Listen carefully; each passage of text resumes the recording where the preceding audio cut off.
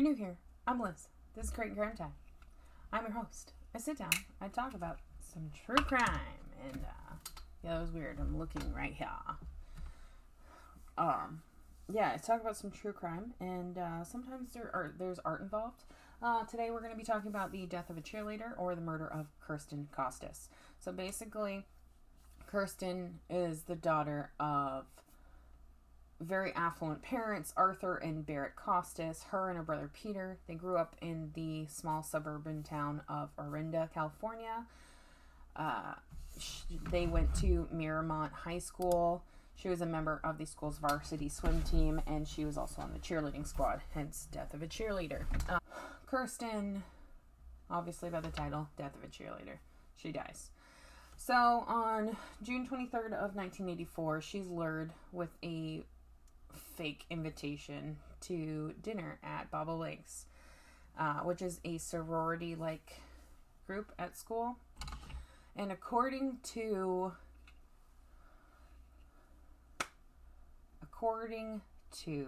a lovely person named Bernadette Proddy,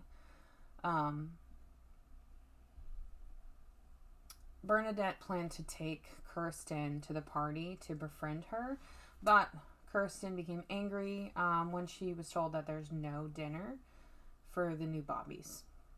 The girls then fought. Kirsten fled to the home of Alex and Mary Jane Arnold, other people that they knew, telling them that her friend had gone weird. So when Kirsten couldn't reach her parents by phone, this is when Alex Arnold then drove her home, but she noticed that the family's Pinto was following them, Bernadette's family's car was following them to the Costas house. So when at the house, this is when Arnold is sitting in his car, he saw Bernadette attack Kirsten. He thought that he was witnessing a fist fight, but in fact he was witnessing Bernadette stab Kirsten 5 times with a butcher knife, and then her fleeing the scene. So the neighbors called the ambulance, but unfortunately, obviously, Kirsten died due to her wounds. It took police almost 6 months to find Bernadette. Bernadette passed the lie detector test, but her alibi went unverified. And after attempting to confirm her alibi, police suspected that she had lied.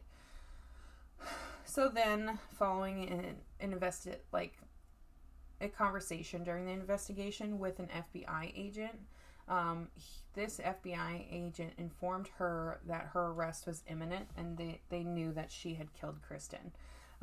Bernadette wrote her mom a letter in which she made a full confession. So Bernadette then claimed that she found the kitchen knife by chance. Her older sister Virginia Varela testified in court that she kept the knife in her car to cut veggies. So it was just hanging out in the car. That's some fucking weird shit right there. Kirsten's family didn't believe Bernadette's story. Nothing. Nobody would use an 18-inch butcher knife to slice tomatoes. And that Bernadette just casually dressed that evening. She never intended to take Kirsten to the party, but she did plan to kill her. That's what they believed. Basically, Kirsten's family ended up leaving Orinda, and they moved to Hawaii in 1986. Bernadette was eventually sentenced and convicted, but she was only sentenced to 9 years in prison. And she was released in 1982 at the age of 23. Even though Kirsten's parents opposed her release. Yeah. Literally, this is it in a nutshell. She was jealous of Kirsten because, she was a very popular kid. Bernadette led her under false pretenses and then killed her.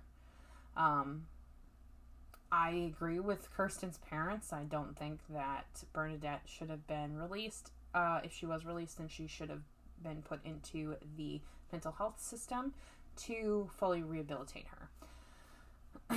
Anywho, there was a made-for-TV movie that came out about this called Death of a Cheerleader, or like, that's one title for it. It's also called A Friend to Die For, in which Tori Spelling plays the character based on Kirsten, and then Kelly Martin plays the character based on Bernadette. It's a really good movie. If you've never seen it, you need to. There was a newer one in 2019 that came out on Lifetime, and the story basically had the basis of the same thing. Kelly Martin was in it. This murder has been on many different series as well. It was on season 5 of Deadly Women, on Investigation Discovery. It was also on Killer Kids. That title of that episode is called Rumors and To-Do List. So, is also on the series 1980s The Deadliest Decade. They're like, it was also part of a documentary that came out by James Benning, and that was in 1987, called Landscape Suicide. So this,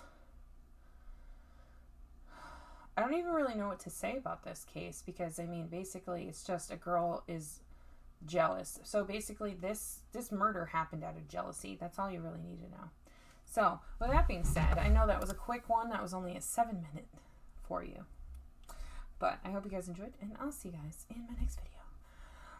Bye. For too long, I don't know what else to do.